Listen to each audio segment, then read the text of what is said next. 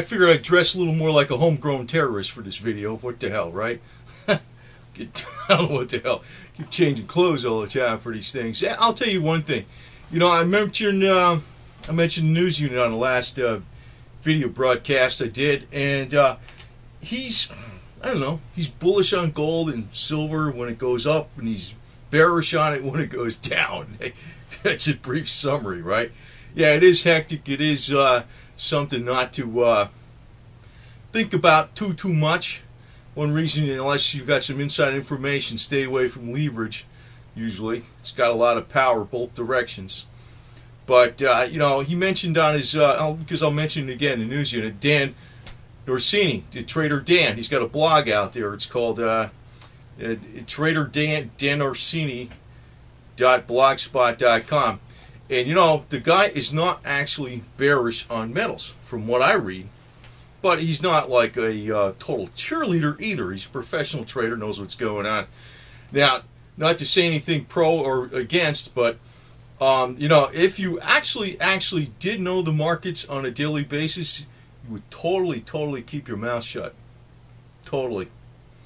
And actually, people would start figuring out you knew what the hell was going on because of the income you'd be getting in, and then you'd be drawing attention. Actually, if you do know something special, you don't want to tell nobody. So that's one reason you don't find a lot of information on the internet, because the ones that really know don't say. But what I like presenting on here more is common sense. But this guy Dan Norsini has common sense. He's got trading experience. I don't have trading experience. Like I said, I was in accounting and finance. But I got reasonable experience, I think, because I've been in the financial world, and some of these crazy things these silver bloggers say are nuts. But some of the stuff they say is not totally crazy. One thing I picked out about his blog, this guy Dan today, about his blog, was that central banks seem to be buying. They are buying. Yet the hedge funds are dumping. But the one thing it's like you can't get proof, but it's almost like the game of musical chairs. How many chairs are real? How much gold is really available that people actually put money down for? It's probably not there physically. If every single buyer of gold and silver demanded their gold and silver now, forget it. Forget it. It would bust. And I know it would. But most people don't do that because they want to make a quick buck now. So they speculate. Basically, that's what they're doing. But when hedge funds, I think the smart trend is to go with what the central banks are doing. And actually, Dan says it's coming down into support territory again, which means the central banks may buy it, the Asian central banks especially. And he also, and I'm pointing out this stuff because I don't think Dan is, I don't want to misquote him, but he's not like generally bearish on the metals. That's not how I see it. He's just more realistic about it. And it's a matter of,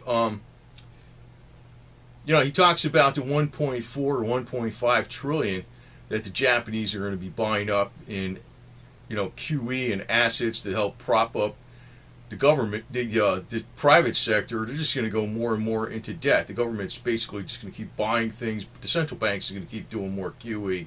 Record amount, twice the freaking GDP, and I can't see how that's not bullish for gold. But like I said, even the concept, a lot of these silver and gold bloggers are excessively bullish. The musical chairs is going to stop at one point in time. We just saw that article about, the bank, the largest Dutch bank is no longer delivering gold. It's going to tell them take the money instead, the fiat currency. You're not taking gold. So it does appear that, see, the thing is, when you're seeing that hedge funds are selling gold, what does that really mean? Maybe they're selling paper. That's what I think it means. When the central banks are buying gold and countries are buying gold, they're buying gold. So if you have other financial instruments that supposedly are gold, but basically the gold is counted in one place and counted in another place, and we saw things alluding to this, but that's what I think's going on. Actually, start thinking about it. All the money that's out there that's an SOV and how much SOV trades in a given day and all this. I know a lot of it could just be electronic back and forth. Physical bars aren't moving, but sometimes it's so out of line with the physical supply that you quite obviously know that there isn't enough gold and silver out there to meet real investor demand. People are actually want to put their money down on it. People just don't take physical delivery because it's a hassle. They got to worry about, picking it up, security, and all this other bullshit. They don't want to deal with it.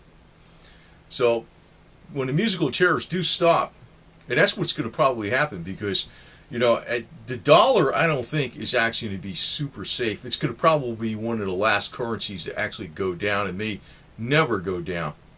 Do not ever think that the only way the dollar can actually go to oblivion is if there's like World War III, like for real, and the United States loses the war badly. Then the dollar can go to oblivion. But as of right now, that does not seem like that's anywhere near in the future. It may be 7 years from now or something. I don't know what the hell could happen 7 years from now. But if you say the dollar's going to go to oblivion in the next 2 or 3 years, no way.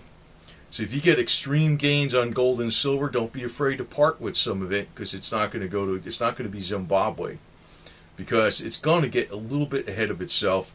And that's why you always watch that silver-gold ratio, because gold is actually telling you what's going on in the real world better than anything. It's not perfect, but that's actually telling you what's going on in the real world. So when silver, if it takes like 30 ounces of silver to buy an ounce of gold versus 60 ounces, you should unload some. It may actually go to 15 ounces at one point in time. Maybe not stay there, but it could go that far, or 20 to 1 or something. So that gives you a good idea of when to unload it. But that doesn't mean you keep fiat toilet paper. That means you invest in your next physical asset, which could be hemp. It could be anything. It could be guns. I think Ben Bernanke is actually buying guns and ammunition. Believe it or not. You never know. Soros is probably doing that too. So, since I'm dressing as a homegrown terrorist today, as Hillary Clinton or Feinstein would say, hell, man, it don't mean nothing. I mean, it just means I'm, feeling comfortable or something. Anyway, but as far as, what Dan says on here, he's not against precious metals. And, the thing is, when I'm reading his blog, I'm actually picking out something else, too, that, hedge funds are selling. But, if I had a fund that really was not, because they talked about the price separation between physical gold and electronic spot market gold, I think there is a lot of double counting going on. I think the very best accounting firms, I don't give a shit who audits what, they do things, and it happened with Enron, right? They had the best of the big eight auditing all their financials, correct? When Enron scandal broke and everything. I mean, that could very well be, and we know that London Good Delivery bars have been delivered that said, during the time of the Clinton administration, actually when Robert Rubin was Secretary of Treasury, that some of those bars contained tungsten. So, how does that happen? So, I mean, I can't, I can't say that it's too outlandish to say that there isn't some double counting of gold out there, maybe quite a bit. So maybe when they're unloading, the hedge funds are unloading gold, they're not unloading physical gold, they're unloading gold that may represent physical gold that maybe is not fully backed by physical gold. Now, obviously, GLD and SLV does contain a lot of gold, but I don't know if it contains every damn thing out there. And like I said, there's too many ways.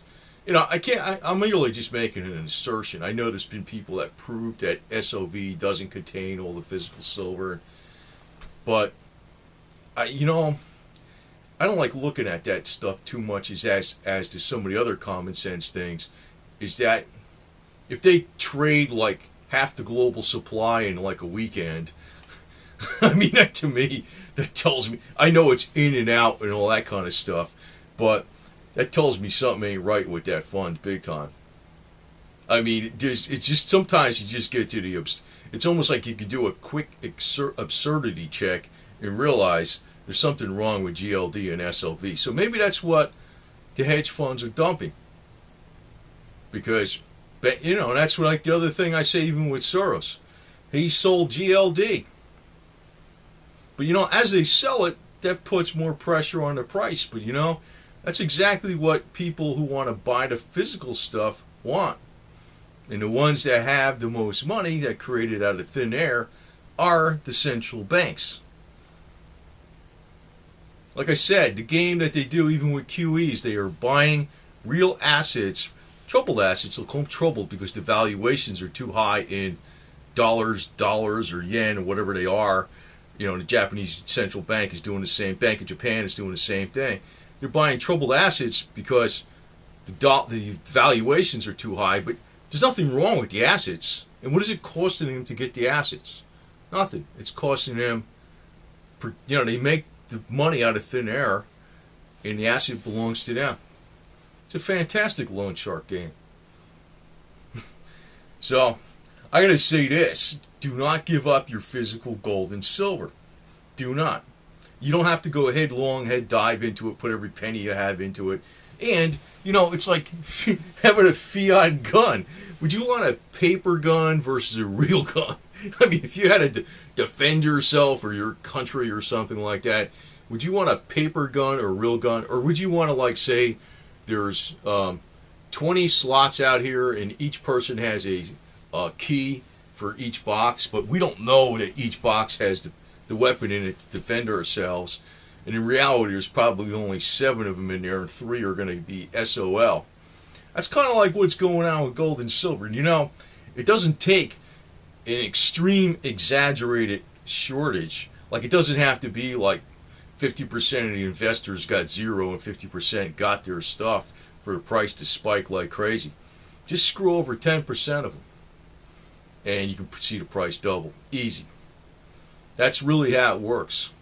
So the thing is, I want to point out what Dan is saying on here, Trader Dan. I don't get that he's anti-gold or silver in any respect. He just doesn't really know for sure if it's, you know, if it's going to drop past the resistance points or not. And that's, well, I was saying that too. I'm not, you know, I'm psychologically prepared if it does, because I think it possibly could. But, you know, with your Bank of Japan going into uncharted territory with QE, how the hell much could it really drop? And you know the most important point I want to make on this? Central banks are buying, hedge funds are selling. So since, you know, hedge funds are bringing the price down, you could say they're paper shorting it or what, but maybe you're just selling something that never was fully backed by gold and silver in the first place. And that's really what I think is going on. I would sell something that I think is not the real stuff, and I would keep the actual item itself. So hang on to your silver, hang on to your gold, and hang on to your guns and your attorneys too. You know, you need attorneys.